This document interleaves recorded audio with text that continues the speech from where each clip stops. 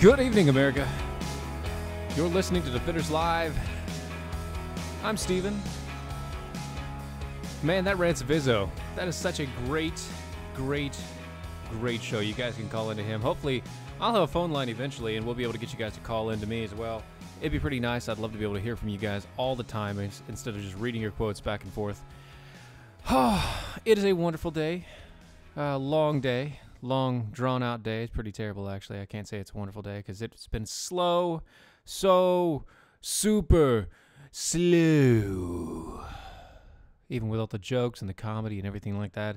If you've been listening to Mojo 50 pretty much all day, you know what I'm talking about when it comes to jokes and everything like that. But first off, let me get started with a little bit of this. I know that you guys love talking on your cell phones, using your cell phones, love using everything that you do on your phones, but today you could be using those phones in a much better way. You could be using Patriot Mobile. If you go to patriotmobile.com or you call them at 1-800-A-PATRIOT, that's 1-800-A-PATRIOT, you can get a phone line from them and get rid of your old plan and stop spending the money with Big Mobile. Stop funding Planned Parenthood with your own cell phone bill.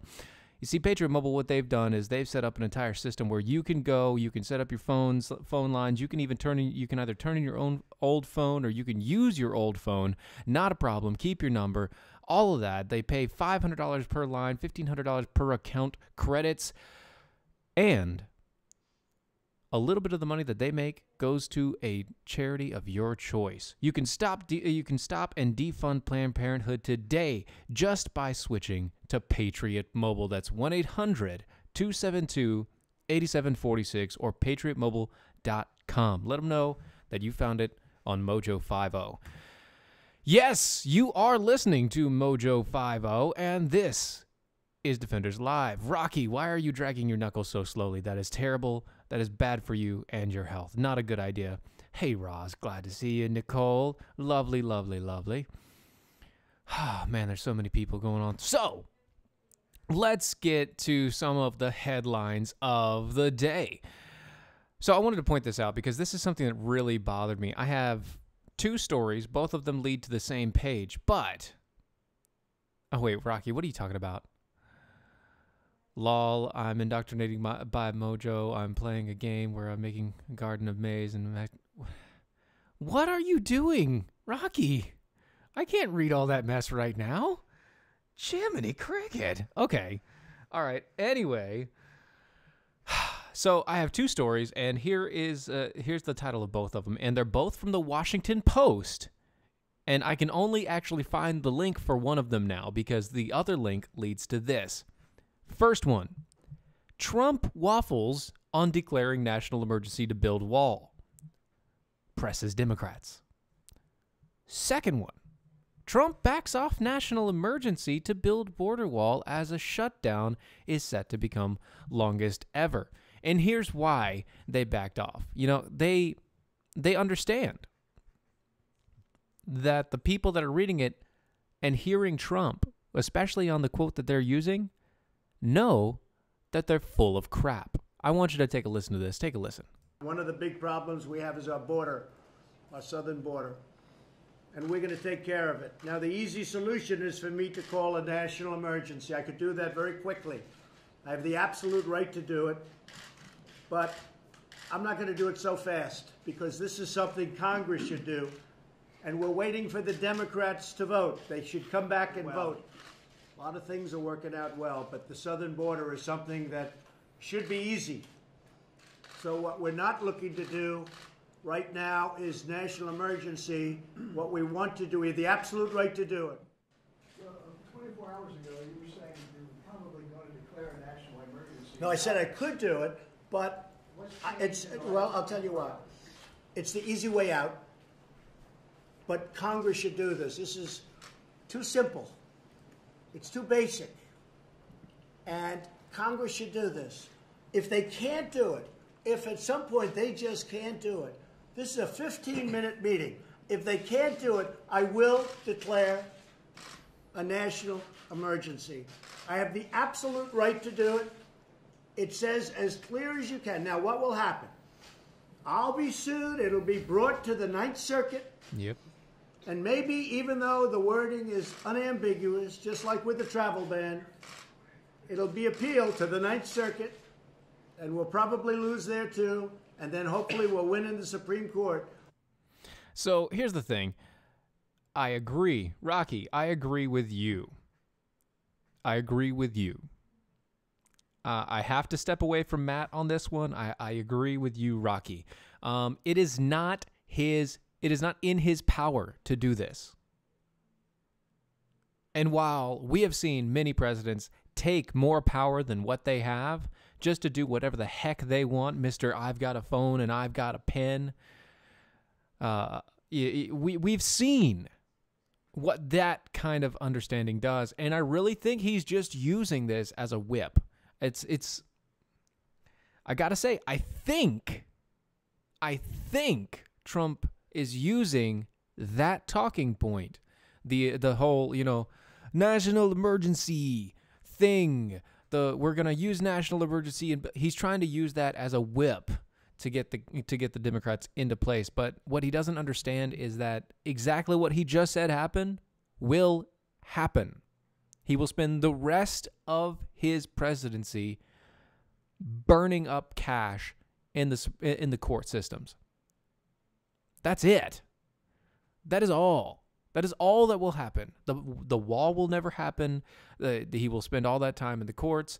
They will get back their funding for all the crap that they want to spend money on, and he won't be able to do anything. Plus, more than likely, he'll be impeached for it. Because it'll be one of those things where it's a gross oversight and a gross overestimation of power, and they'll be able to utilize that as one of the key points in kicking him out. So, Mr. President, if it's just a whip to get the buggy moving along, might I suggest you lean a carrot out there as well. These people don't want anything else other than you not succeeding. So you have to make it feel like they're the ones winning in the situation. I'm sorry, but that's just how it is, Mr. President. That's just how it is.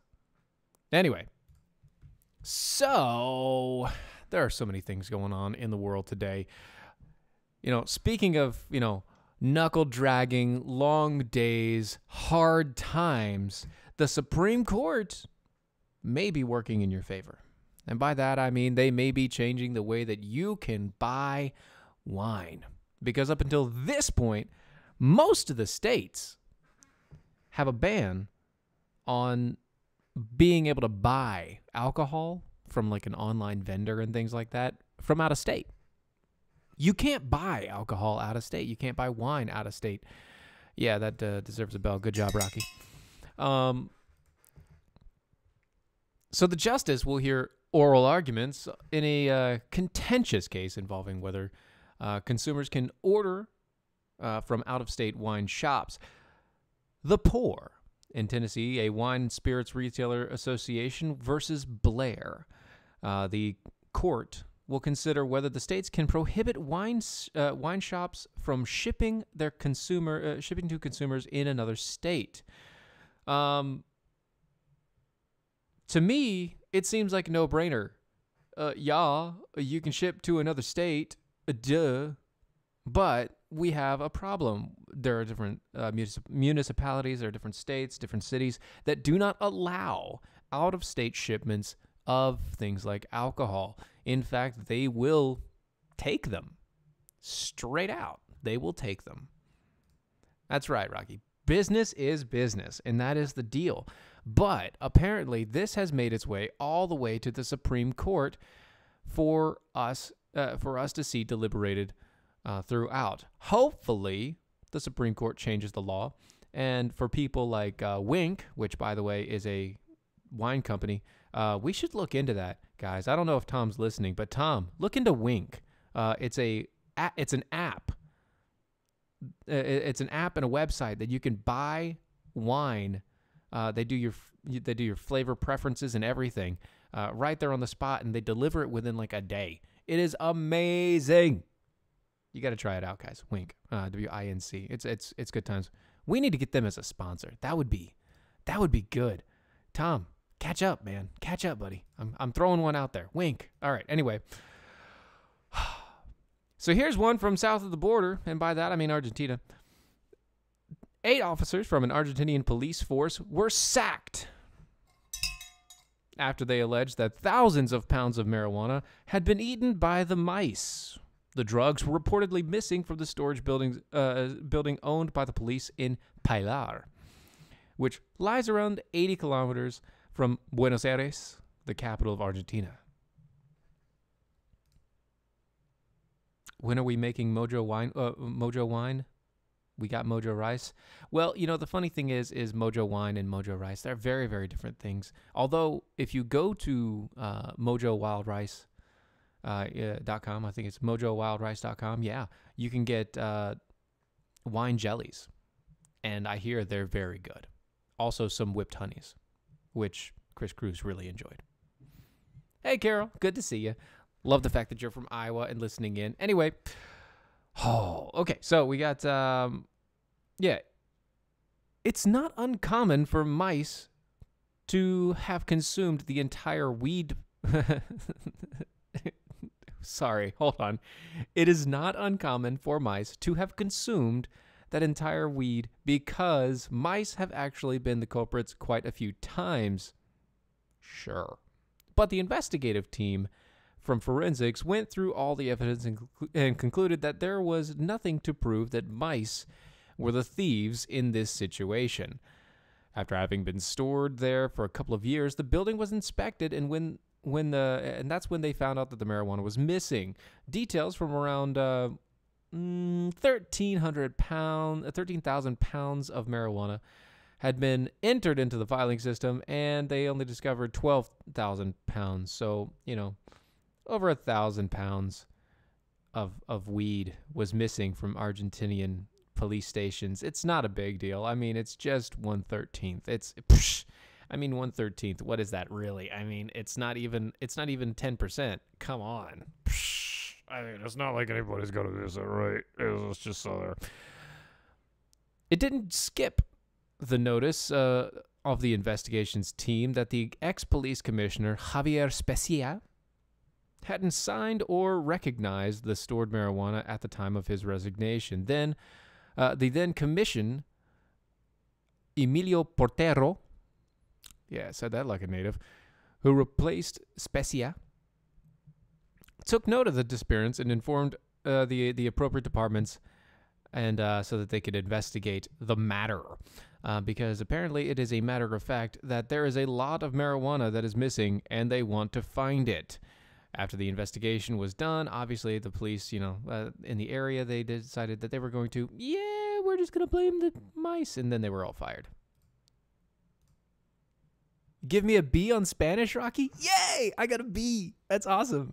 That's good. I like that. That's nice. I got it. That's all right. But, oh, man, I tell you, apparently there's a lot of corrupt police officers in Argentina, but you know what?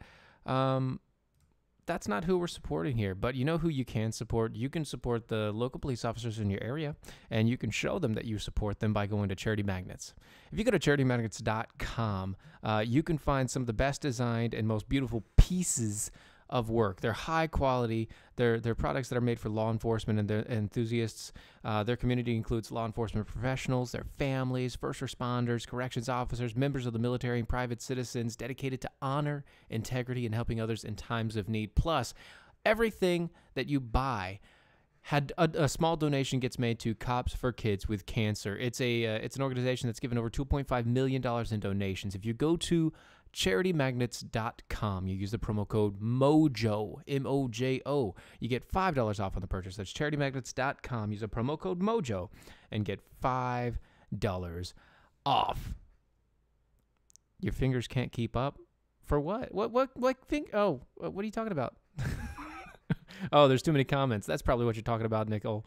Yeah, I'm sure. I'm right there with you. All right, so here's a story that you guys won't, that most people won't hear about. 20 dead in grisly Mexican gang battle near the U.S. border. And they say that it's safe. Mexico City. Mexican authorities have investigated a battle between two suspected gangs that left at least 20 bodies, 17 of them burned, and on the border town near the U.S. president, near where the U.S. President Donald Trump will visit on Thursday. This was from Wednesday, to win support for his border wall. Mexican President Andrés Manuel López Obrador. I think I got that right. Rocky, tell me if I got that right. Said, I really hate it's 5 names in one, but that's just me. Said at his daily morning news conference that the initial information pointed to a battle between two groups, and otherwise a gang war. A gang war. Nailed it. Awesome. Trump is headed to McAllen, Texas, or he was already in McAllen, Texas. They're saying that, they bring it every time. They bring it back to he's threatening to declare the national emergency if Congress doesn't meet his demands. That's not part of the story. Get it to the story, guys.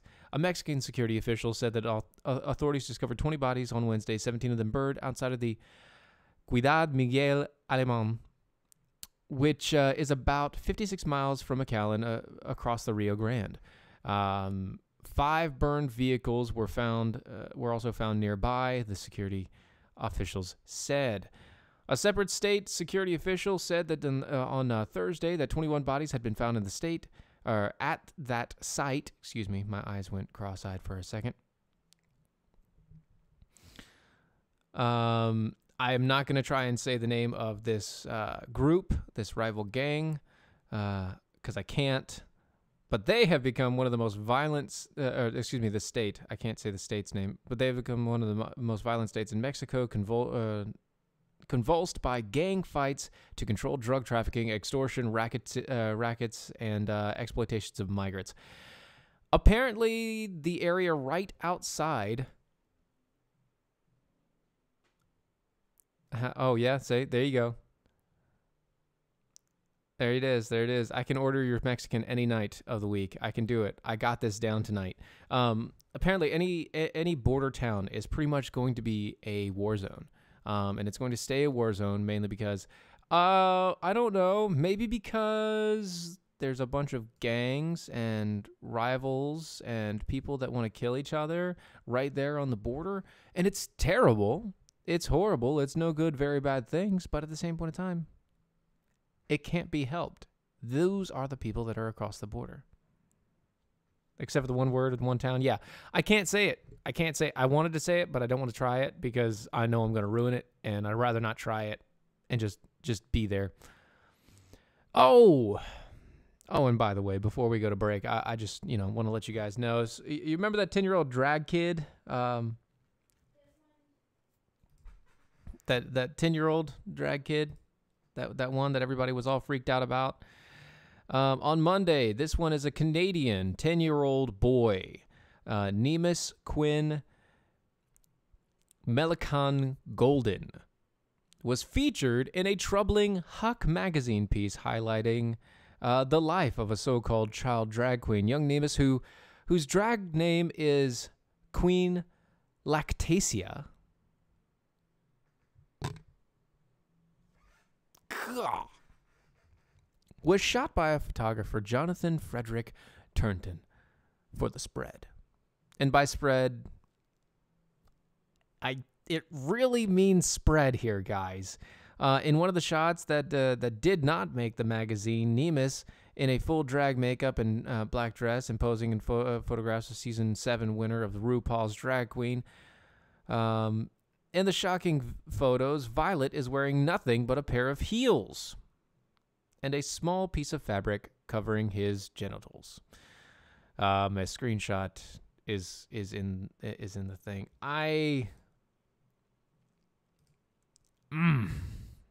Turton, according to his website, is a multimedia content producer with specialisms in photography, video journalism, and journalism.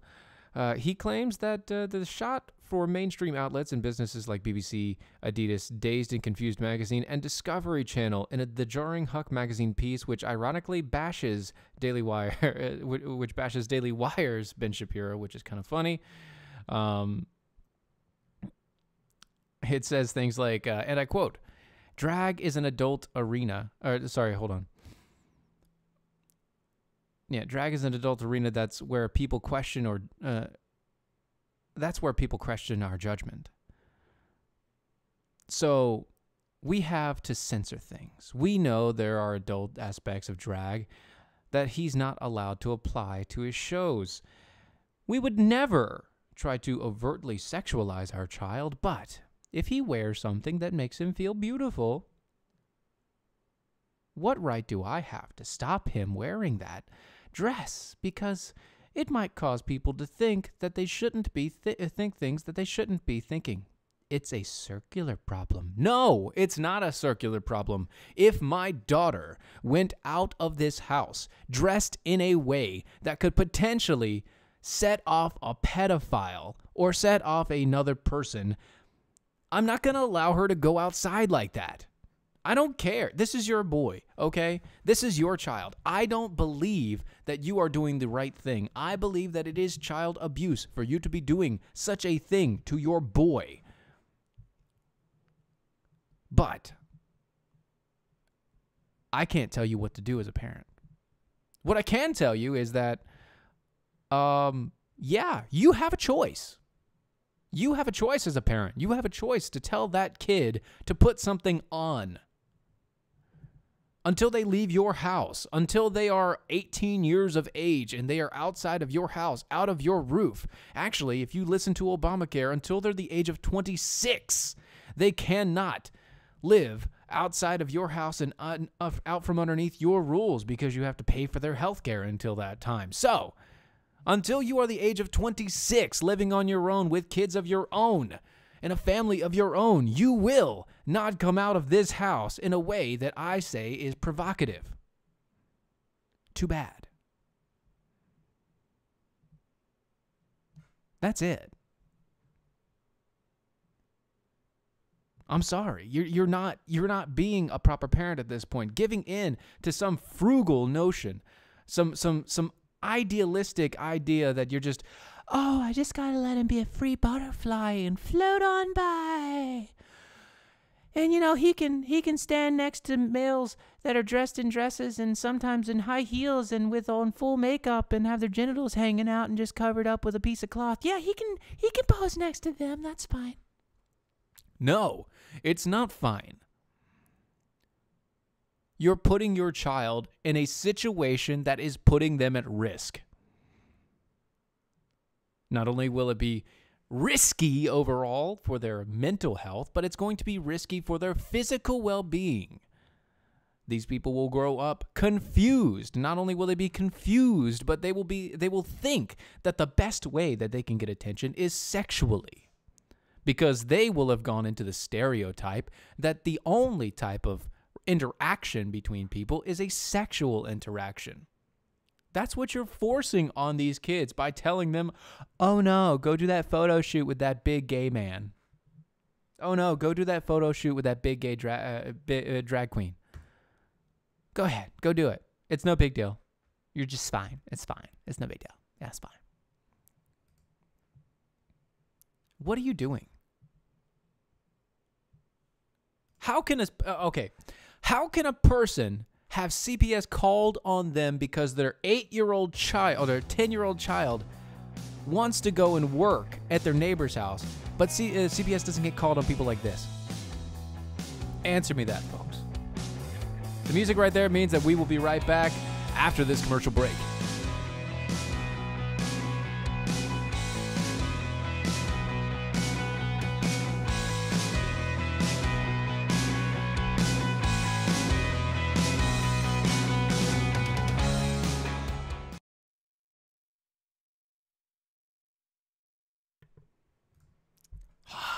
Back in the saddle again. Anyway.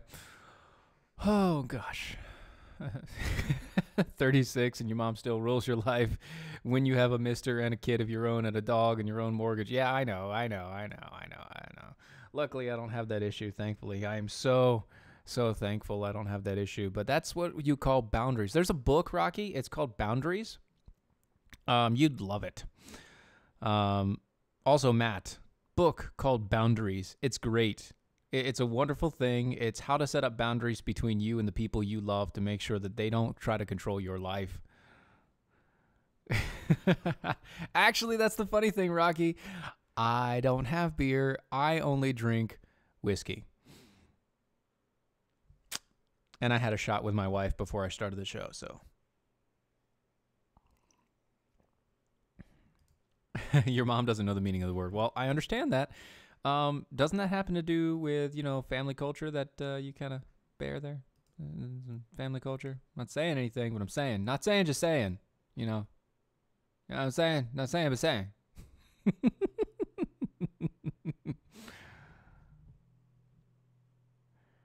She's not controlling. She just sets the standard for not to be effed with. Oh, well, that makes sense. That makes sense. See, you get me, Rocky. You get me. You know where I'm coming from. I've got an Italian family, so I understand. I understand. It's there.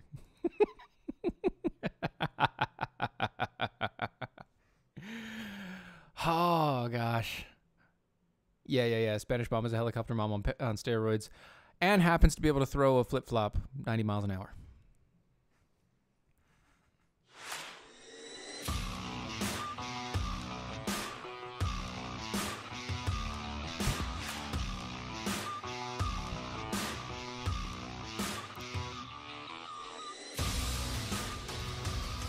We're back. It's on the other side of the break.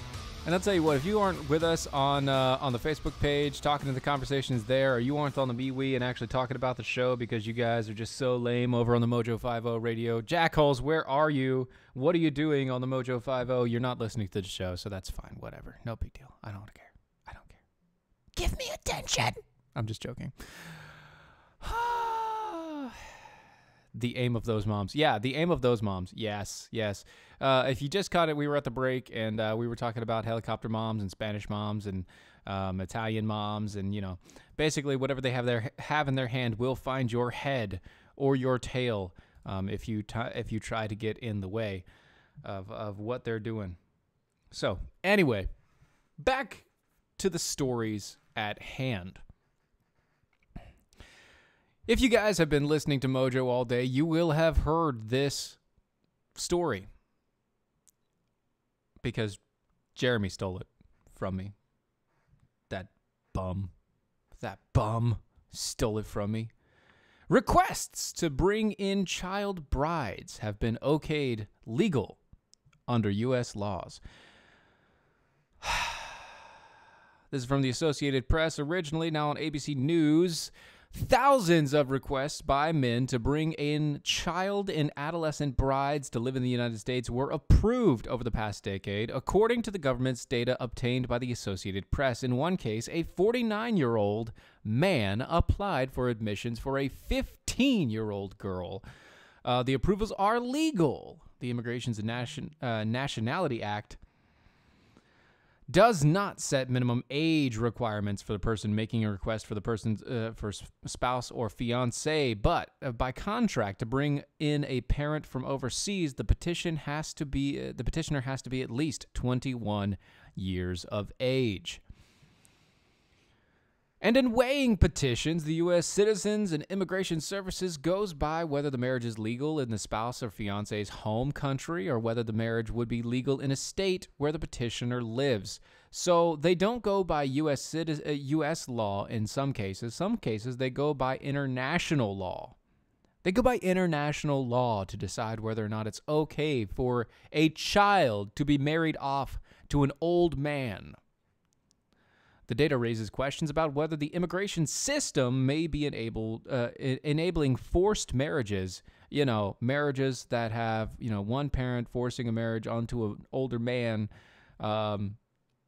just because of social status, because, that man wants that person, because they paid a huge dowry, something like that. and about how U.S. law may be compounding the problem despite efforts to limit child and forced marriage, mainly because you shouldn't have children being forced into marriage. There were more than 5,000 cases of adults petitioning on behalf of a minor and nearly 3,000 examples of minors seeking to bring in older spouses or fiancés, according to the data requested by the Senate Homeland Security Committee in 2017 when they compiled the report. Some victims are forced marriages. Say the lure of the U.S. passport combined with lax U.S. marriage laws are partially fueling the petition. You know what's funny? We talk about lax U.S. marriage laws, but what was the entire argument about the gay community? U.S. marriage laws. How can we have U.S. marriage laws in this country that say something to the effect of one man, one woman, but it doesn't say anywhere in there consenting adult?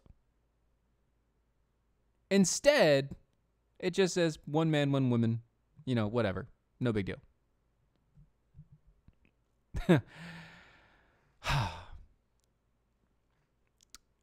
Some of the victims are forced marriages, like I said. Quote, "My sunshine was snatched from my life," said Nalia Amin, a dual citizen born in Pakistan who grew up in New York City. She was forcibly married at 13 in Pakistan and later applied for papers for her 26-year-old husband to come to the U.S. on behest of her family. She was forced for a time to live in Pakistan with him, where she said she was sexually assaulted and beaten. She came back to the U.S., and he was to follow. Basically, she was his passport over here, which doesn't help out. And if you go through the names of these people, there is a lot of them, and I mean most of them, that you will find in the Muslim community. I'm sorry to say it. This is a lot of the Muslim community, and this is the terrible part. It's either Muslim, some are from Jamaica and places like that, but you'll see that a lot of the names that'll pop up are from the Muslim community if you go through the list of everybody that's gone through. And yes, it's okay for children to be wed in those communities because guess what? Muhammad did it.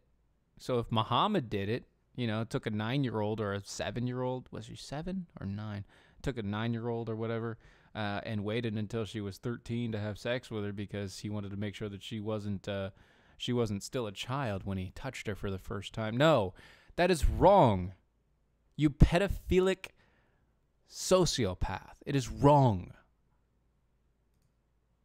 If you can follow a person that takes a child into marriage along with hundreds of other women at the exact same time, I don't know how you live with yourself in those situations. But you know what? You can make yourself happier, though. No matter what situation you are in, you can make yourself happier. And by doing this, that will happen. Go to rightongame.com. Use the promo code MOJO50. Get 10% off of the game when you purchase. Why would this make you happy? Because mocking the left feels so right. Right On Game was created by conservatives for conservatives. I mean, they have wonderful setups in different varieties of categories like race hustle, wussification of America, campus coddling, millennial entitlements, feminism folly, rainbow games, and so much more. You can make any time a better time with rightongame.com. Just go to their website, rightongame.com. Use the promo code MOJO50. Get 10% off. Trigger warning, though, microaggressions are contained in the box. So if you are a millennial snowflake, you should retreat to your safe spaces because you will be afraid by the end of this game. Speaking of retreating to safe spaces, a homeless man walked into a McDonald's with a dead raccoon, still bleeding. You see, McDonald's in San Francisco, California, the same place that they're having to do the poop apps and the other such deals. in California has reopened 3 days after a man brought a bloody carcass. Has reopened 3 days after a man brought a bloody carcass of a dead raccoon into the restaurant and placed it right there on the table. This was Facebook Lived, by the way, by a person who was going to work that day and decided to walk into the McDonald's to go get his food. I can't play you the video because there are so many F-bombs in it that I would have to bleep out 90% of the sounder, but you can find it. It's okay.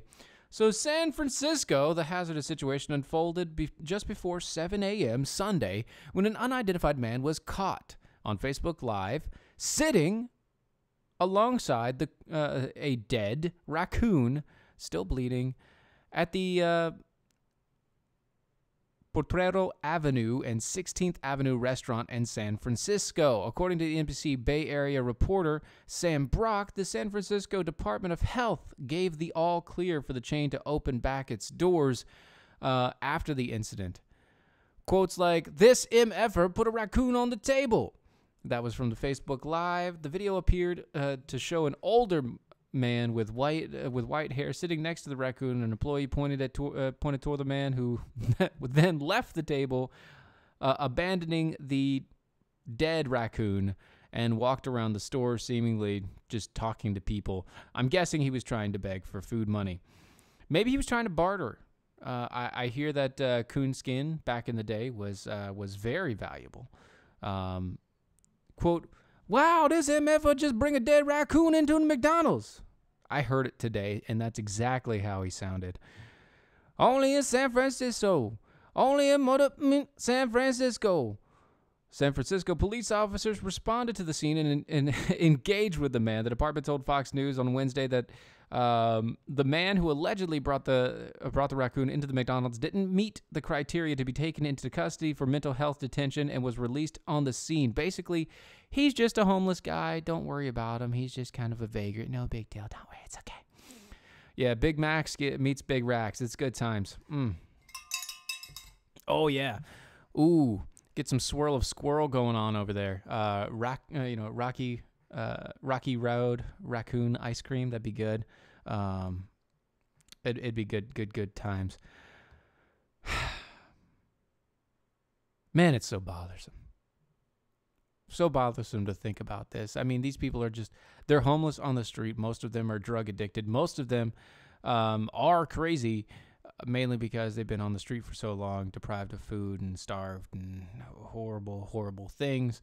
They may not be actually crazy, but they're a little bit on the not so sane side.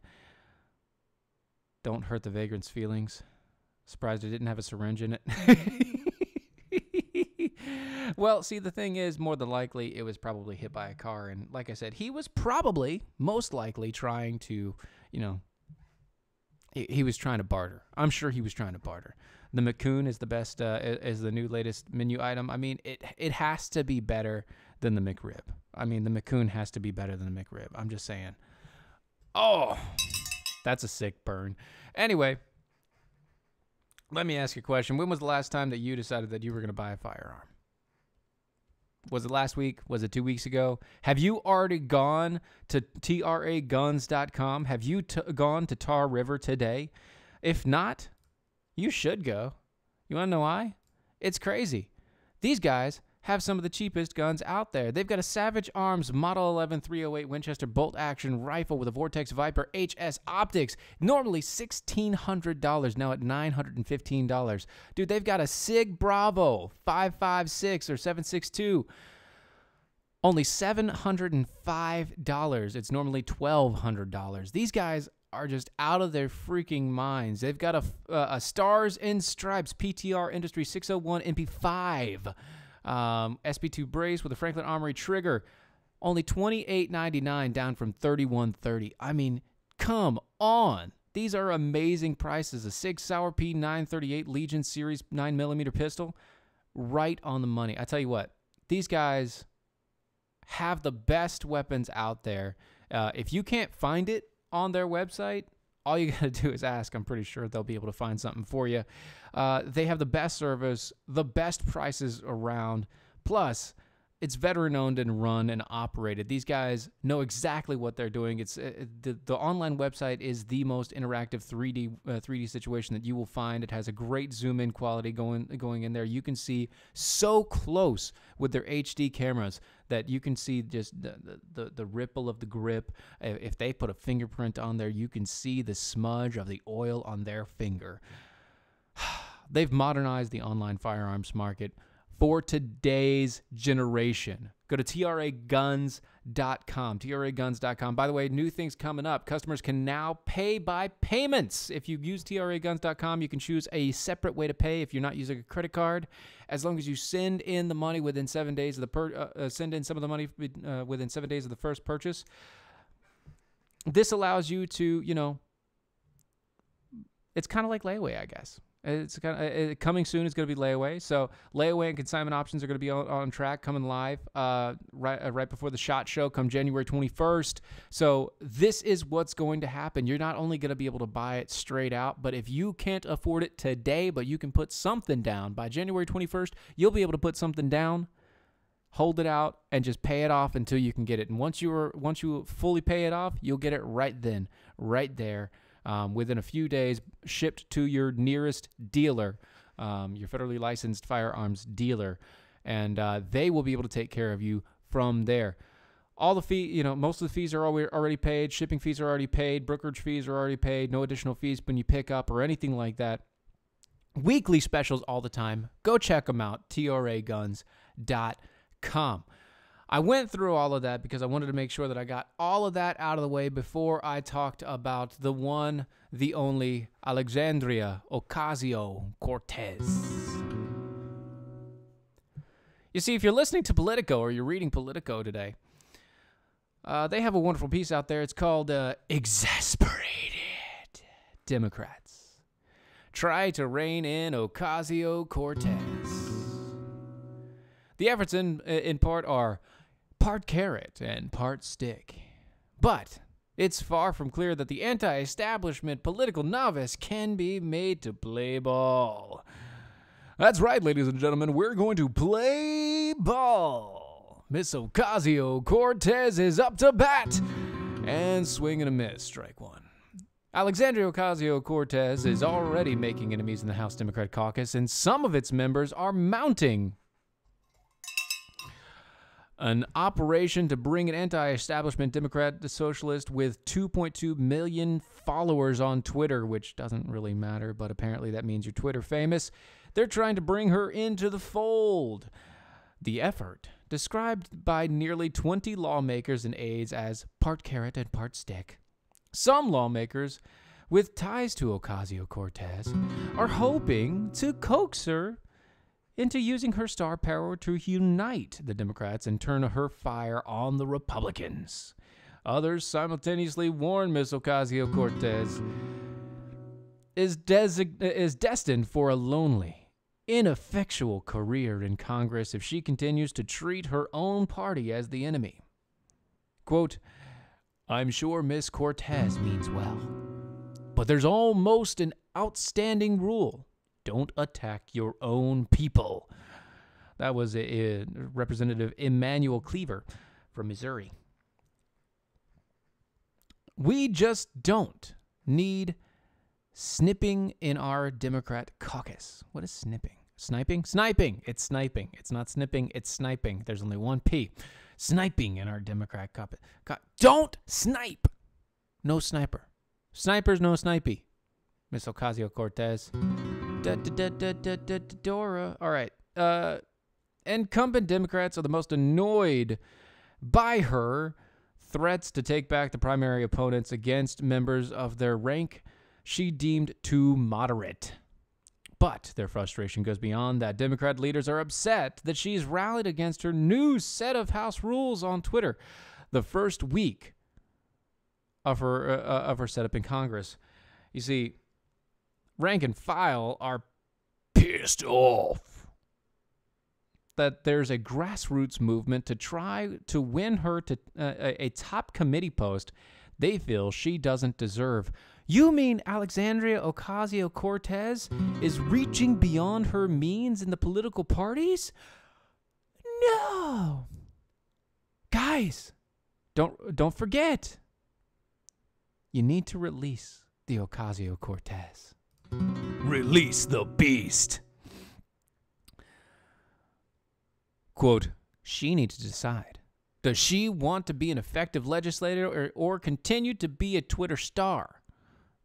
Said one of the House Democrats who is lockstep with Ocasio-Cortez's ideology, apparently. There's a difference between being an activist and being a lawmaker in Congress. Wait, really? Yeah, I know, right? I know, Jaina. I know. It's exactly right. How are you saying sniping? Aren't you against guns? What is wrong with you? These people are trying to target their own folks. It's horrible.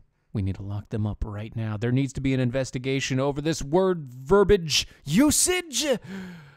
You can't use the word sniping in Congress. It's an open question whether Alexandria Ocasio-Cortez can be checked. She's barely been in Congress a week, and she's better known than almost any members of the House other than Nancy Pelosi and John Lewis. John Lewis who? Who's John Lewis? I don't even know who John Lewis is. Why is he up there? I mean, really, I don't know who John Lewis is. Maybe I'm out of the loop there. A media throng follows her every move, and she can command a nation's audience practically at will. Yes, she can. You want to know why? It's because she does have 2.2 million followers on Twitter, and she's a freaking moron. She says exactly what's on her mind every single day, every moment, just like our president. Except for the fact that she is a socialist and a moron. She's very good at hype, but she's not very good at being a lawmaker. This is what happens when you're a bartender for most of your life. You're very good at hyping things and selling, but you're not very good at being a lawmaker because you don't understand how to make laws. Donna, she's hot and she's batshit crazy. Very entertaining, except for the fact that she's not hot. I'm sorry. Once you have the crazy eyes, you can't be hot. Once I see the crazy eyes, if you show me the crazy eyes, you're no longer in the no. They're the hot meter gone. It's gone. It's gone. John Lewis marched with King and was part of saying the Tea Party who said racist things. Well, so he marched with King. Do you mean Martin Luther King Jr. or which King do you mean? Which King do you mean, Ross?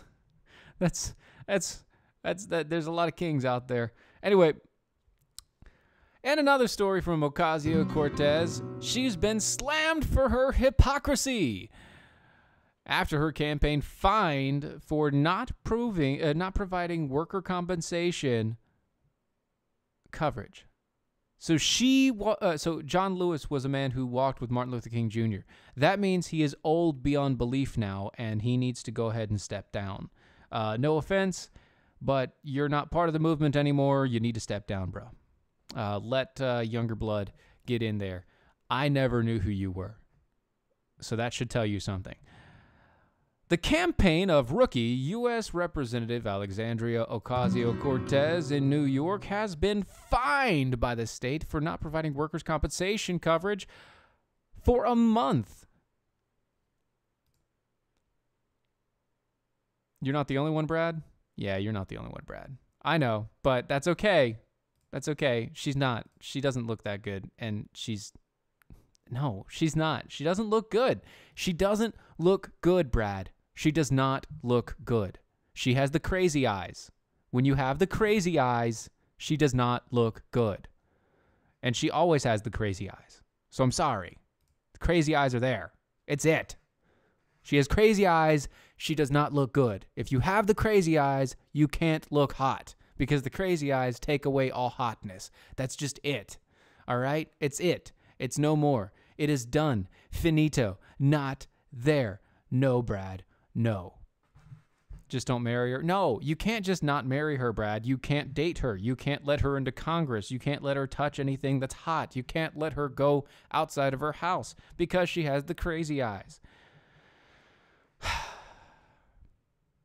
The failure to provide the coverage the campaign staff is particularly awkward with Ocasio-Cortez, considering that she's a Democrat socialist who rose to stardom after unseating the top Democrat Representative Joe Crowley with a campaign theme of improving conditions for the worker class.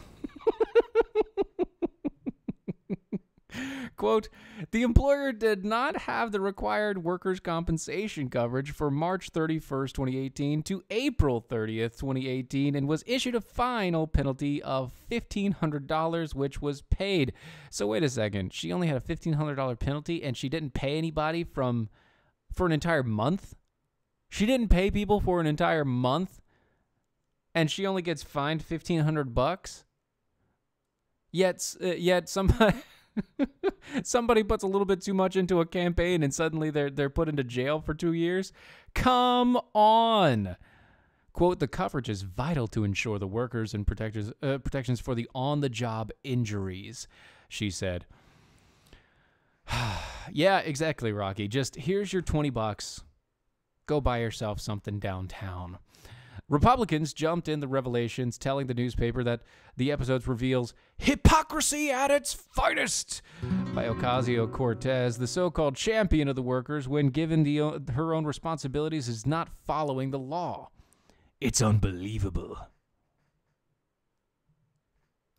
Brad, I'm a guy. She's not hot. She's Creeper. Creeper is not hot.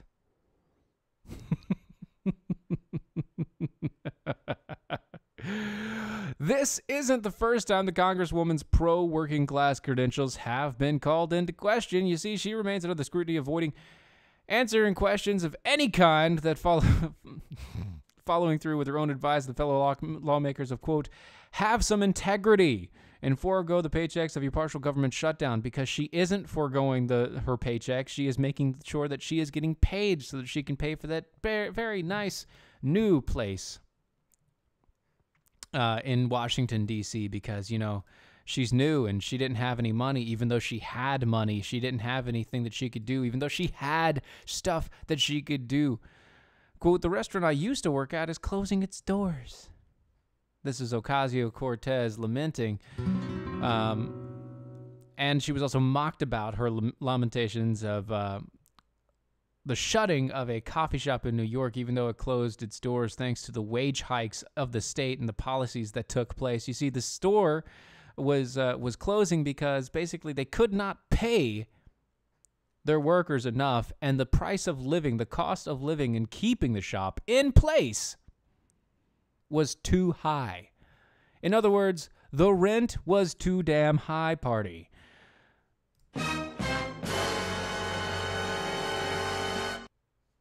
Oh my gosh, that is gross, guys. That is beyond gross. This is not Japan, Erica. This is not Japan. No, you do not. No licking people's eyeballs. You don't lick people's eyeballs. That is not good. You don't understand. You just pay for it, Steven. You just pay for it, and she just uses it. I know. I just pay for it, and she uses it. That's called a whore, and I don't do those. I hate those.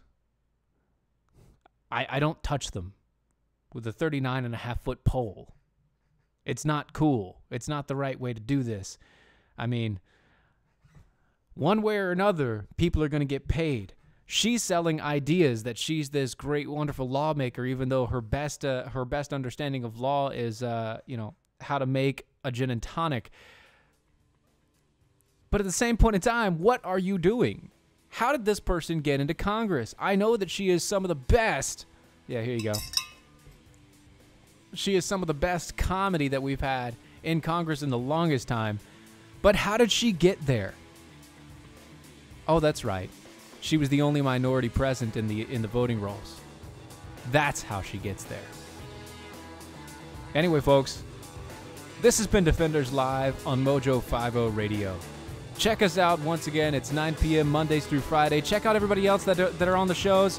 They're everywhere. You can start at 8 a.m. and come all the way through my show. Watson Prunier is next with Battle for Freedom. Check him out as well. Stick around for all of this, folks.